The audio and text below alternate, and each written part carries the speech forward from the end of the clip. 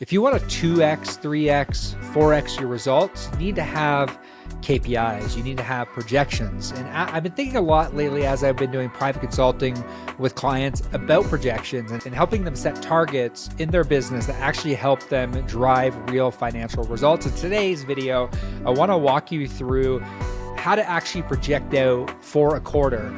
Now, when you're first creating projections, and we were chatting about this in one of our private consulting sessions, we were chatting about, creating a dashboard and setting things up in a way that actually gives you clarity into the business. But before you can set out and create a dashboard, you need to understand what your key performing indicators actually are in a business that are ultimately going to help you drive real financial performance in your business. And something I've been working on lately with the clients that we do private consulting with is what are the key metrics in a business that we need to look at on a weekly basis. So whether you have a partner, whether you are working with an operator on your team, these are about 5 to 6 to 7 metrics that we think about in any service-based industry business. And what I would encourage you to do, if you're creating KPIs, if you're creating projections for the very first time, I would encourage you to stop this video, start this video, stop this video, start this video, and just absorb in, because I worked with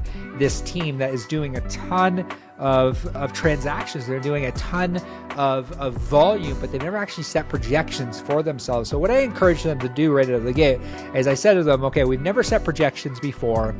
We want to create a KPI dashboard, but we don't have any KPIs. Well, step number one is simply just pulling out a Google spreadsheet. And what I'm going to do is I'm going to walk you through here in a second what I did in this private consulting session where they pay me a lot of money monthly in order to help them build out projections, in order to actually put a diagnostic tool over their business called Traffic Systems and Skills. And I'll get into that in another video. But when we're thinking about projections, we're thinking about KPIs. These are some of the things that we want to think about. So let me go ahead and share my screen and kind of walk you through how I think about projections. So whatever I'm working with a team or whatever I am setting projections for our own business, I'm always looking at key performing indicators for each specific month and each quarter. So what I said is before we get into Sisu, before we get into a dashboard, before we get into any of these things, we need to understand, okay, as we head into the back half of the month, we need to ask ourselves, how much revenue do we want the business to bring in? We want to set that revenue target generally based off of last year's numbers. So if you have last year's numbers, you want to really mathematically think about, okay, so last year we did $100,000. Well, what's a realistic growth target if we're willing to invest back into marketing? Let's call it a 20 to 25% increase year over year. That's a pretty realistic increase. Now, what's going to happen just through the power of looking at these numbers on a weekly basis is you're going to have radical clarity. So if what I said to this consulting client that I work with is I'm you and your partner, I want you to look at these numbers on a weekly basis. And I want you to gather and rally your team around these numbers to give them something to work towards. So what I said is okay, so if you did $100,000 in GCI last year, what I would say is let's set a goal of $125,000. Now that's going to be different for everyone. Now I said to these guys, I said, okay, you did $100,000 last year, but in all actuality, we have $70,000 in fixed expenses, meaning every single month we spend $70,000 to run the business.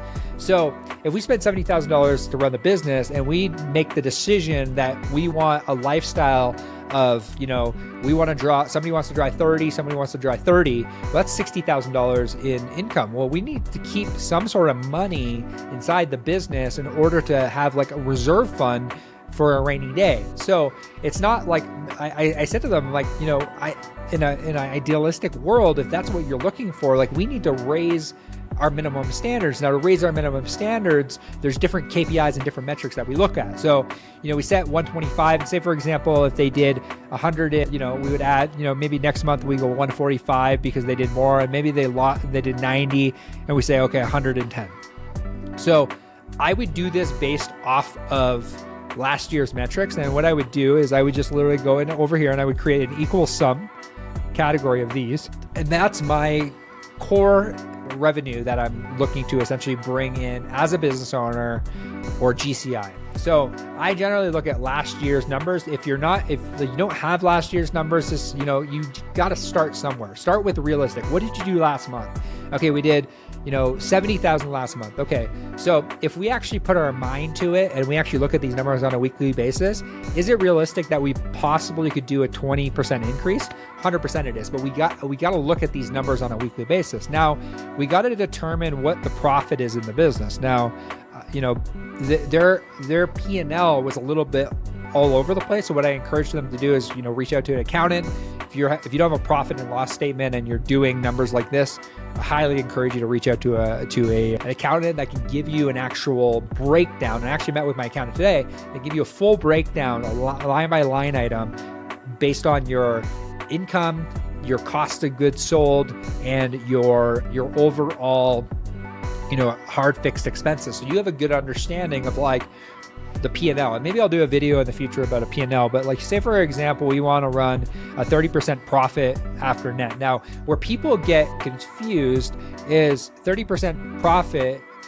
I personally I would like to run a 30% profit after business after owner draw. That's because that's true profit. Like, if the owners are drawing out of that, you want that included in the actual draw of the business. Now, I would, again, I'm going to preface, I'm not a financial advisor. I've learned a lot about P&Ls from a lot of smart people over the last couple of years, but I would encourage you to reach out to after you create these projections, reach out to a financial, like a CPA that can sit down and actually help you break down what these numbers will look like in order for you to run a business that has 30% profit after all expenses. That's actually a really well-run, high-run business.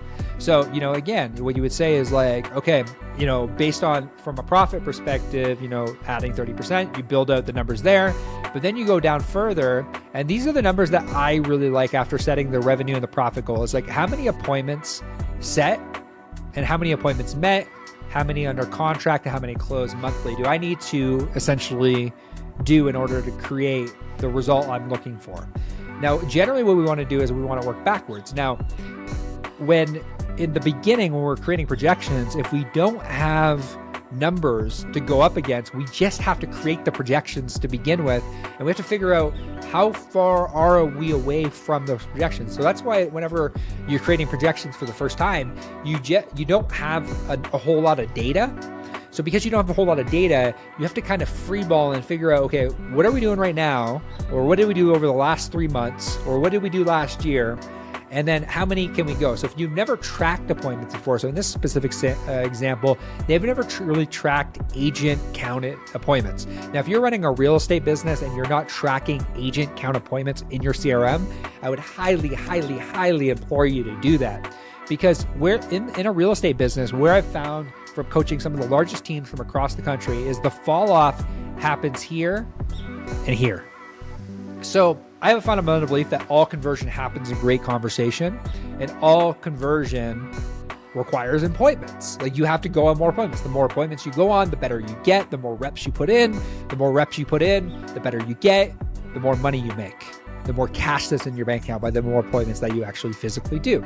Now, is there a skills component? I talked about that earlier, traffic system skills. I'll record another video on that.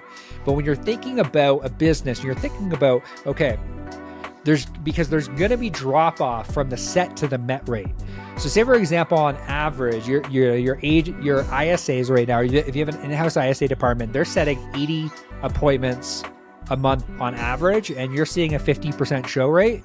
You have a decision you make in your projections. Okay, do I either try to get them to set more appointments, or do I try to get them to increase the show rate? But without actually knowing where the bottlenecks are by tracking and creating projections, you never know where the bottlenecks actually truly exist. So that's why I say, just like when you're starting out creating KPIs, simply just put the KPI, don't try to be fancy, just put the KPIs in a Google spreadsheet and just have your targets. So what I would do here is I would have my October, I would literally just do this, October target, October actuals. And I would just literally do it like this, and I would just track it on a weekly basis.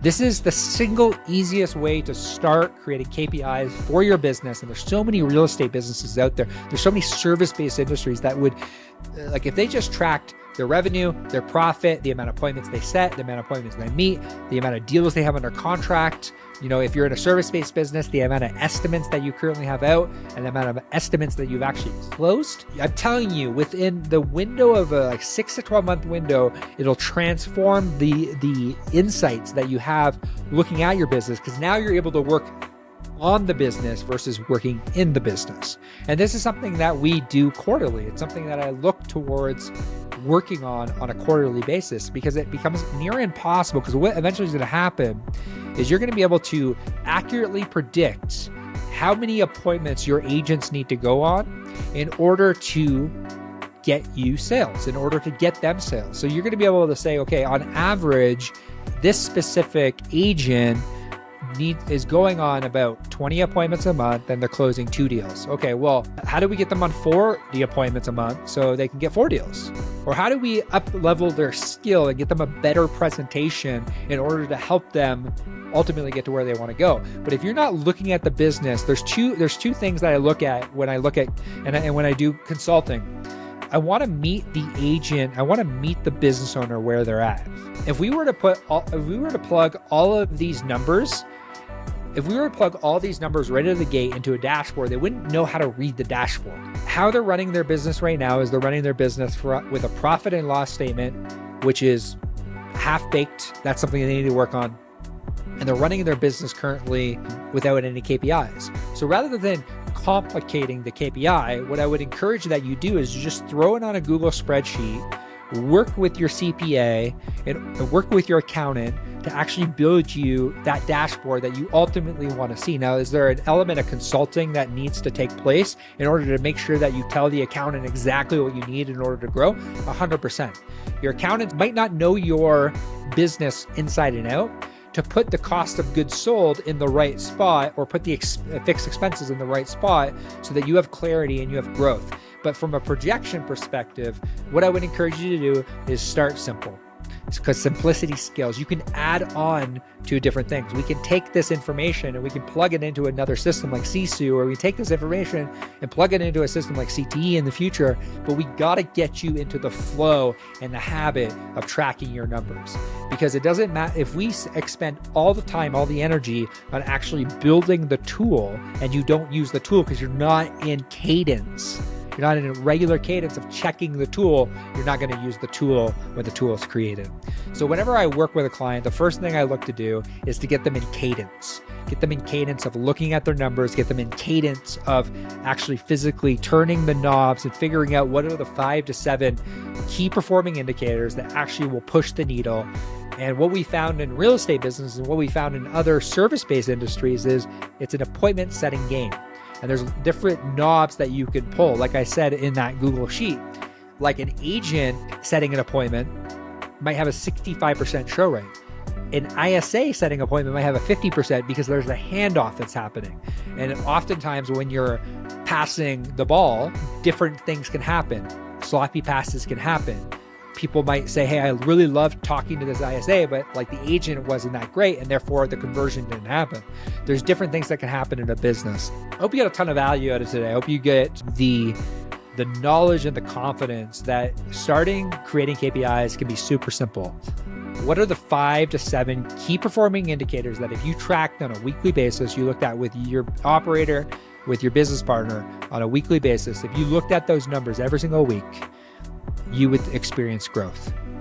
Now, you can get into more minutia tracking in the future, but what I want you to do and what I want to implore to you, business owner to business owner, to help you have the best Q4 you've ever experienced and head into 2025 as the best version of you, but also with the best understanding of how you physically drive the performance you're looking to do, is just start simple.